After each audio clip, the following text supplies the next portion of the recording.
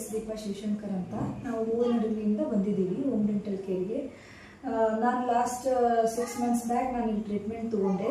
ನಮ್ಮ ಫ್ರೆಂಡ್ ಒಬ್ಬರು ಸಜೆಷನ್ ಕೊಟ್ಟರು, ಹೋಮ್ ಡೆಂಟಲ್ ಕೇರ್ ಚೆನ್ನಾಗಿದೆ, ಒಳ್ಳೆ ಟ್ರೀಟ್ಮೆಂಟ್ ಕೊಡ್ತಾರೆ, ಹೋಗಿ ಬನ್ನಿ ಒಂದ್ಸರಿ ವಿಸಿಟ್ ಮಾಡಿ ಅಂತ ಅಂದರು. ಹಿಂಗಾಗಿ ನಾನು ಹೋಮ್ ಡೆಂಟಲ್ ಕೇರ್ಗೆ ಲಾಸ್ಟ್ 6 months ಬ್ಯಾಕ್ ಬಂದಿದ್ದೆ. ಬಂದು ನಂದು ಅಲ್ಲಿ ಫುಲ್ ಭಾಳ ತುಂಬ ಅಂದರೆ ತುಂಬ ನೋವಾಗಿತ್ತು. ಅಲ್ಲಿ RCT ಹೇಳಿದರು ಮ್ಯಾಮು.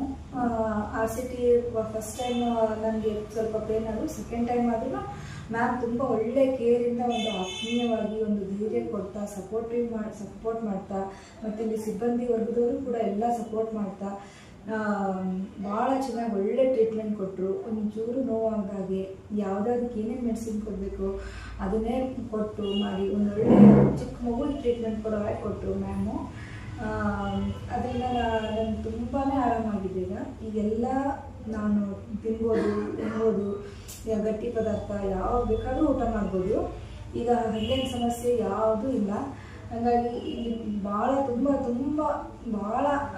ಕೇರ್ ಆಗಿ ನೋಡೋದ್ರಿಂದ ಎಲ್ಲ ಕರ್ನಾಟಕ ಜನತೆಗೆ ರಿಕ್ವೆಸ್ಟ್ ಮಾಡ್ಕೊಳ್ಳೋದೇನೆಂದರೆ, ಹಲ್ಲಿನ ಸಮಸ್ಯೆ ಯಾರಿಗೇ ಇರಲಿ ದಯಮಾಡಿ ದಾವಣಗೆರೆ ಅಲ್ಲಿರೋವಂಥ ಹೋಮ್ ಡೆಂಟಲ್ ಕೇರ್ಗೆ ವಿಸಿಟ್ ಮಾಡಿ ಅಂತ ನಾನು ರಿಕ್ವೆಸ್ಟ್ ಮಾಡ್ತೇನೆ.